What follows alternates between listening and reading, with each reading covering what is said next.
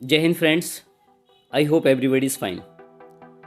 This is S S furrows Khan with foundation study hub. आज मैं बात करने वाला हूं कि 26 जनवरी का दिन हम क्यों मनाते हैं। आखिरकार 26 जनवरी को हम एज ए गणतंत्र दिवस या रिपब्लिक डे के रूप में क्यों मनाते हैं।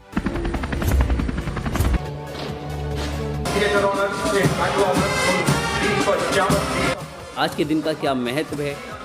आज के दिन के महत्व को समझने के लिए हमें समझना होगा आज के दिन का इतिहास क्या रहा। एक टाइम था कि जब भारत पर अंग्रेजों का शासन था।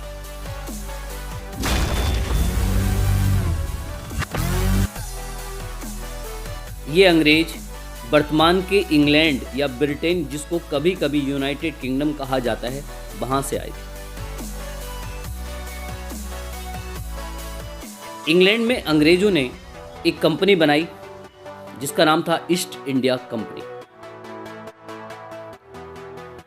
इस कंपनी का उद्देश्य भारत और भारत के पड़ोसी देश यहां से गर्म मसालों का व्यापार करना। अंग्रेज भारत में पहली बार 1608 में आए। 1608 में अंग्रेजी जो ये बेड़ा था, इसका सम्राट या इसका नेता था कैप्टन विलियम हॉकिंस। तो प्रारंभ में अंग्रेज व्यापारी के रूप में भारत आए, जिनका उद्देश्य था गर्म मसालों का व्यापार करना। अंग्रेज भारत से मसाले, जड़ी बूटी, अन्य सामान खरीदते और यहाँ से सामान खरीदने के बाद इस सब सामान को इंग्लैंड ले जाकर महंगे दामों पर बेचते। इसी तरह से ये सामान यहाँ पे व्यापार करते रहे और अंततः धीरे धीरे इन्होंने भारत के क्षेत्रों पर कब्जा करना शुरू कर दिया।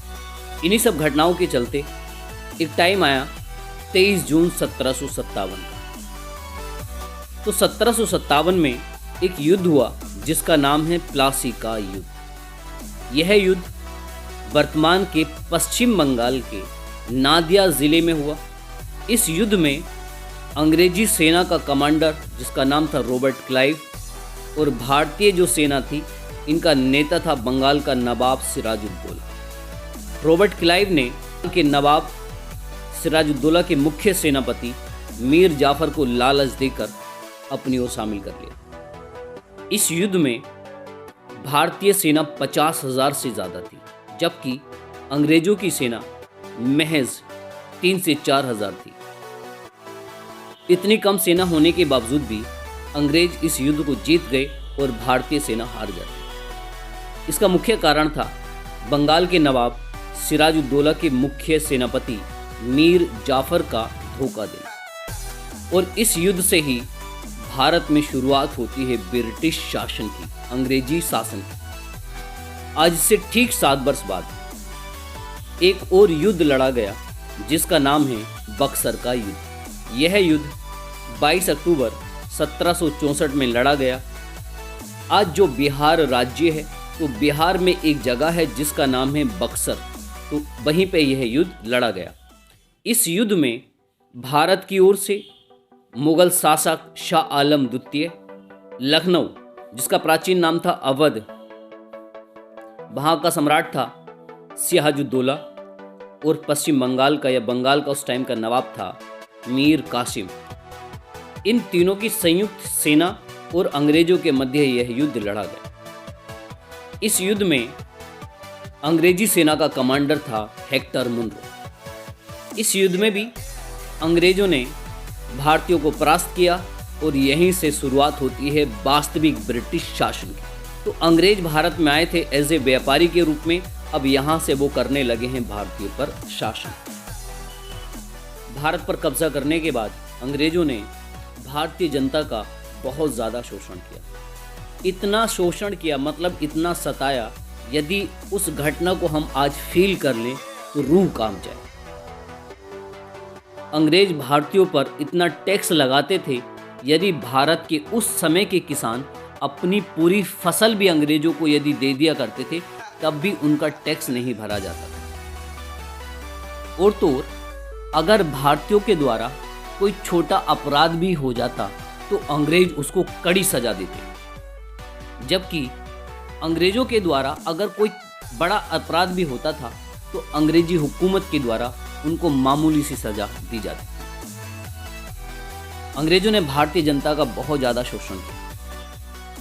इसी शोषण के चलते आगे चलकर भारत के कुछ क्रांतिकारियों ने भारत की आज़ादी की अंग्रेजों से मांग की, जिसमें अहम किरदार में बहुत सारे लोग आएंगे, जिसमें गांधी जी, भगत सिंह, सरदार वल्लभ भाई पटेल, पंडित जवाहरलाल नेहरू और तमाम महिलाएं।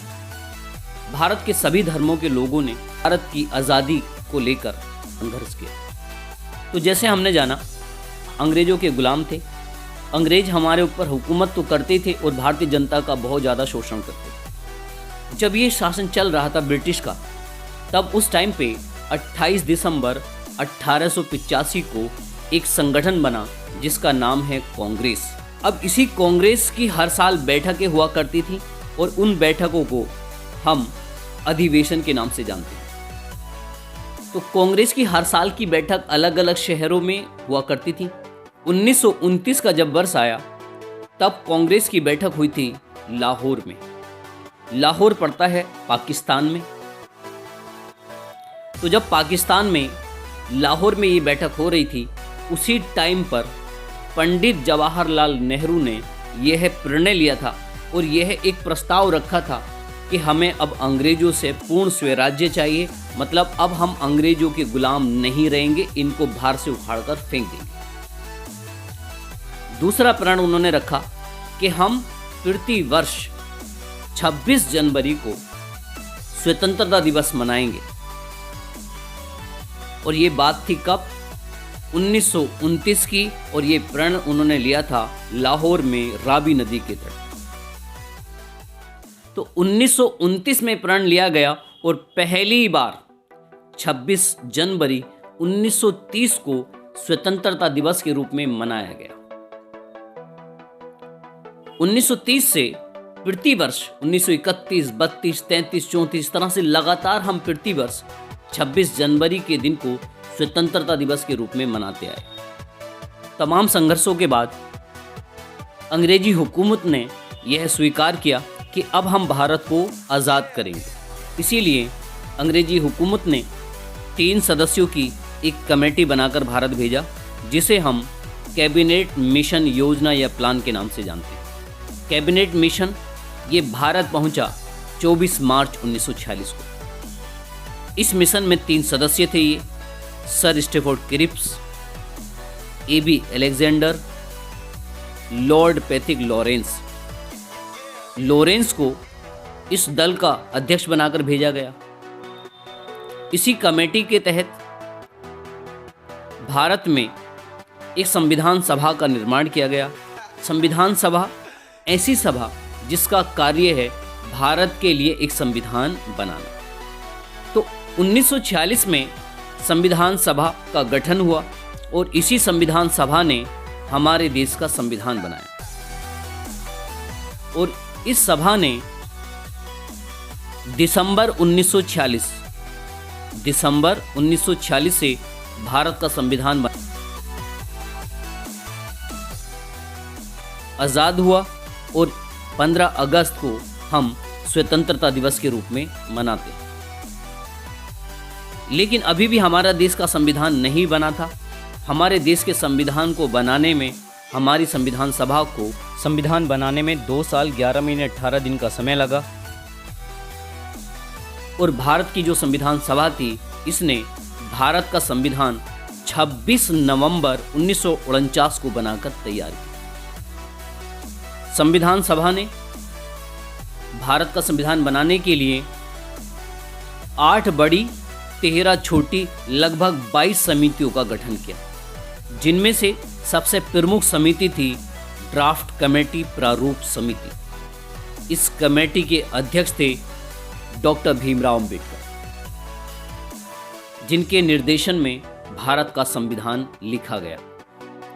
हमारा पूरा संविधान 26 नवंबर 1949 को बन गया था, लेकिन इस दिन हमने संविधान को पूरा लागू नहीं किया, क्योंकि मैंने आपको बताया था 1929 में लाहौर में रावी नदी के तट पर पंडित जवाहरलाल नेहरू ने एक संकल्प लिया था कि हम 26 जनवरी का दिन स्वतंत्रता के रूप में मनाएंगे और पहली बार 26 जनवरी 1930 को स्वतंत्रता के रूप में यह दिन मनाया गया था और प्रति वर्ष लगातार यह दिन स्वतंत्रता के रूप में मनाया जाता रहा था। तो इस दिन को ये हमारा एक तरह से पर्व बन गया था। तो इस पर्व की गरिमा रखने की वजह से हमने अपने देश के संविधान को जो लागू किया पूरी तरह से, वो 26 जनवरी 1950 को लागू किया। इसका मतलब हमारे देश का संविधान जो लागू हुआ था वो लागू हुआ 26 जनवरी 1950 को, लेकिन बनकर तैयार कब हो गया था पूरी तरह से? 26 नवंबर 1949 में। उस टाइम पर हमने मात्र 15 अनुच्छेद ही लागू किए थे, 15 कानून ही भारत में लागू किए, लेकिन पूरा संविधान जो लागू किया 26 जनवरी 1950 को। इसीलिए हम प्रति वर्ष 26 जनवरी को गणतंत्र दिवस के रूप में मनाते हैं।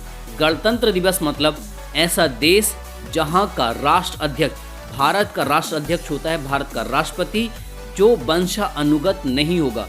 वंशानुगत मतलब जैसे कोई राजा है तो राजा का बेटा बनेगा राजा, उसका बेटा फिर राजा बनेगा। तो ये सिस्टम भारत में नहीं अपनाया जाएगा। भारत में जनता के द्वारा भारत का अध्यक्ष या सम्राट चुना जाएगा और भारत का सम्राट होता है भारत का राष्ट्रपति। ऐसी शासन प्रणाली को कहा जाता है गणतंत्र शासन प्रणाली। इसीलिए 26 जनवरी 1950 को हमारा देश क्या बना?